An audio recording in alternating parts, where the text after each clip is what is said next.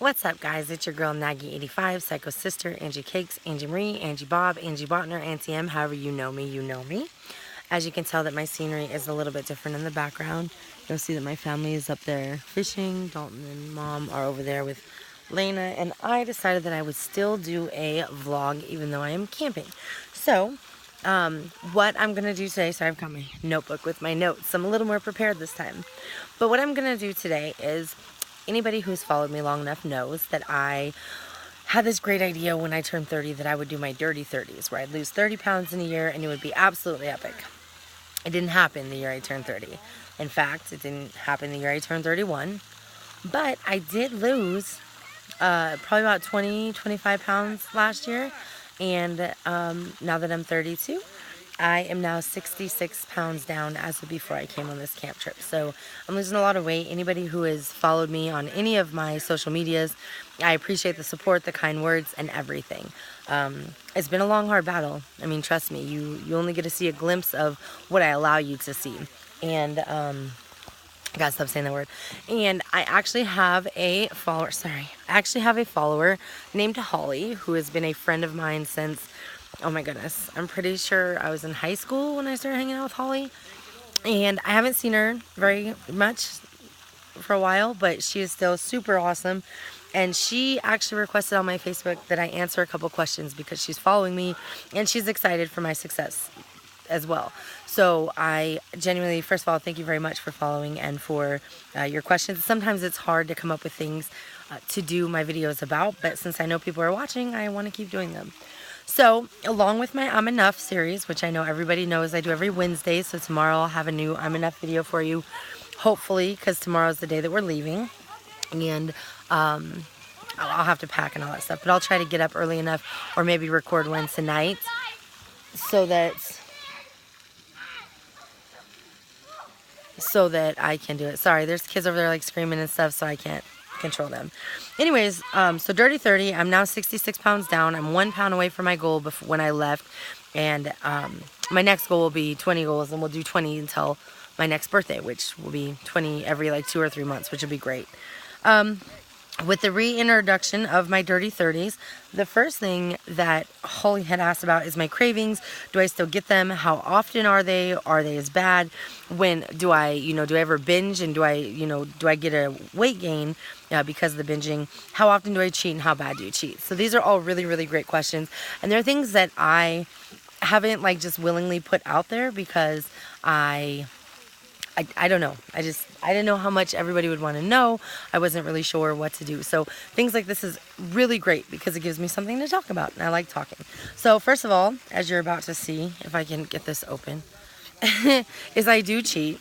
Definitely, I do cheat a lot. As you can see, I'm about to drink soda.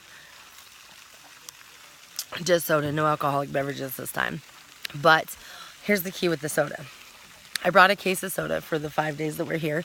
And I said, I never track any food when I am on vacation or weekends. A lot of people would be surprised to know that I never track, like from Friday when I leave work until Sunday night or Monday morning when I'm back at work. I don't even track what I eat.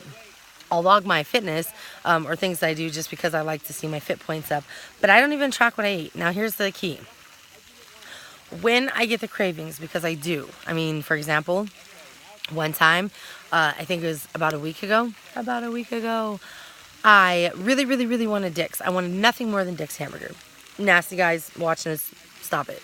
I know what you're saying. You wanted Dick's, mature. Anyways, I really, really, really wanted a whammy from Dick's and a milkshake and the tartar sauce and the fries and all out. So I made an arrangement with my best friend to go to Dick's, and it was Friday, I believe. And I said, I used to be able to clear like 3 or 4 whammies. Like, literally, I'd eat like 2, take 2 to my room and finish those later before the night. So one night, 4 whammies. For real, for real. So I went there and I said, you know what? YOLO. I've done really good. I've lost weight. I'm getting ready to go on vacation. I really want this. So god dang it, I'm going to have it. And I ordered 2 whammies. Bala, a large fry, and the biggest milkshake they had. Nice, right?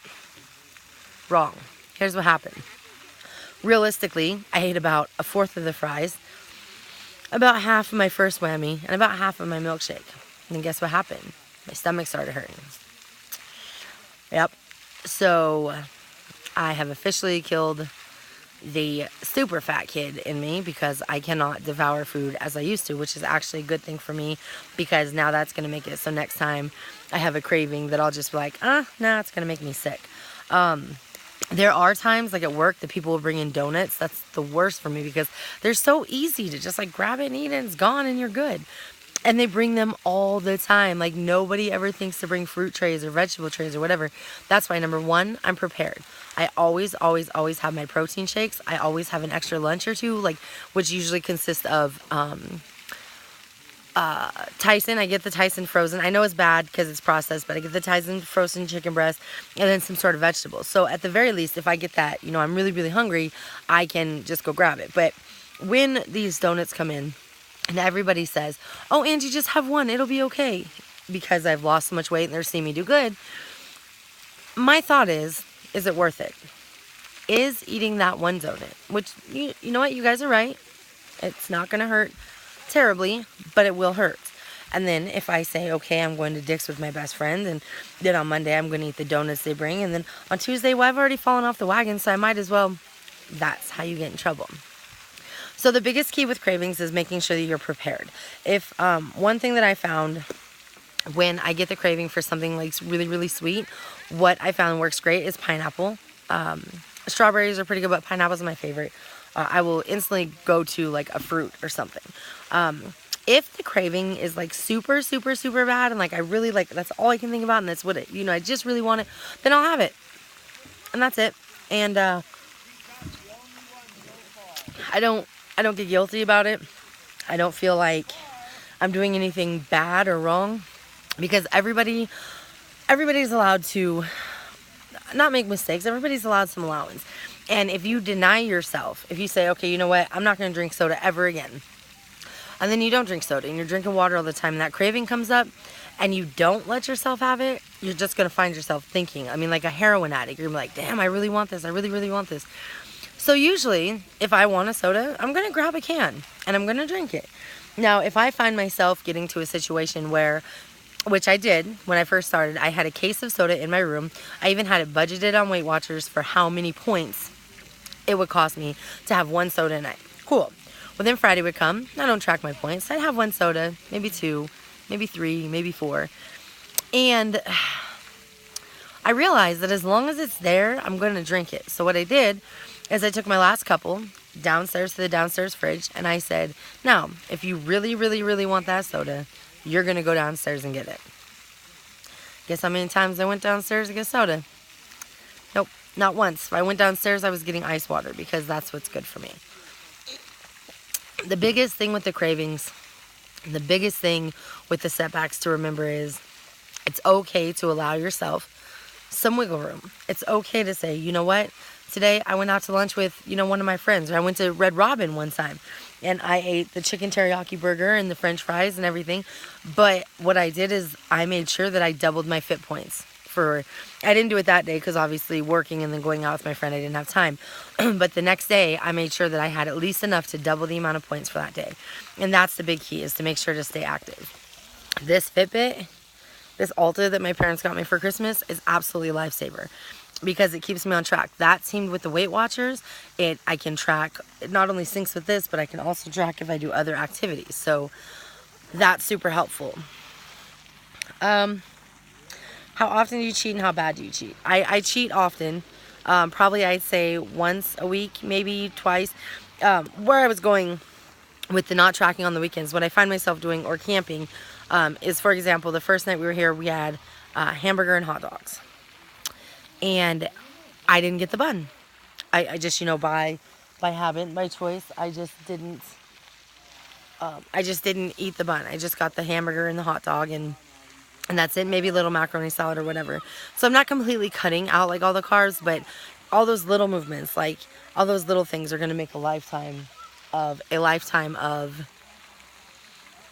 changes, or a lifetime of difference. So what I find myself doing is even if I'm not technically tracking what I eat, I still make better choices. So if I see that my parents have made, let's say they made fried, or they went to KFC and they got fried chicken and they get the mashed potatoes and the gravy and the coleslaw and this and that and the other, I will obviously eat the coleslaw, and I might try to find something else, like, you know, some kind of vegetable, or I might eat the chicken, but I don't eat the skin.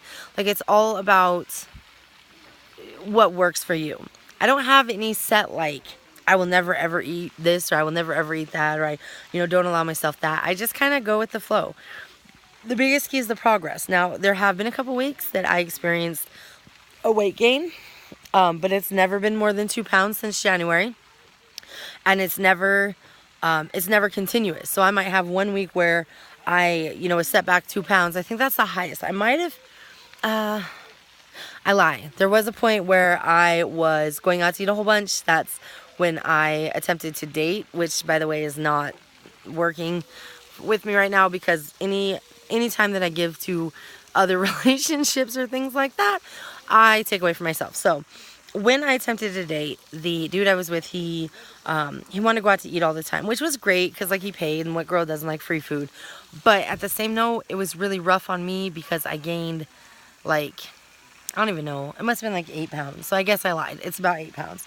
And I know I keep playing with my hair. Sorry, viewers. Anyways, and so I gained the 8 pounds. And then as soon as I realized that I was on the steady up and that I was just gaining, I knew that I had to do something. So I ended that relationship. I continued on, attempted to give a go to an ex, and that didn't work. And so now I am just, you know what? If I'm going out to eat, it's not often. It's with my friends. So yes, I experience weight gain. Never from the binge eating though. Like, I feel like I make enough right choices, and I'm active enough now that it doesn't hurt me. I mean, it doesn't, I'm not gonna say it doesn't affect me, but it doesn't hurt my outcome. Another thing that I found that is really great about the whole weight loss thing, I'm really trying to keep these bra straps covered, guys. Anyways, another thing that I really found that I love about the weight loss is that I'm finding myself doing things that I've never done before. Legitimately, this camp trip alone has proven it. Like, I'm on the swing set with my niece, right? I haven't swung since I was probably like 16 years old because I was always afraid the fat kid would break the swing. I'm going walking everywhere. Like, I am up and about. Like, I hit my step count 10,000 every day since I've been here. I think maybe one day I only had 9, but I've had, you know, I've been active, I've been doing things. Went in the public pool. I was on this beach in just my swimsuit. Like, for real, do you have any idea how long it's been since I was confident enough to even just wear a tank top? And granted, I'm not where I want to be at yet, and I still have insecurities. But when I look in that mirror, I'm like, Angie, for real, like, look at what you're doing. Like, you are doing amazing.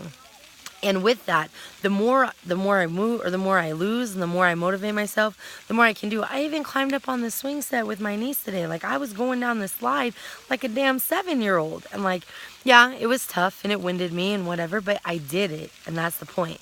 So when you have your setbacks, or you have your cravings, or you have this and that, you have to think, is it worth not getting what I want?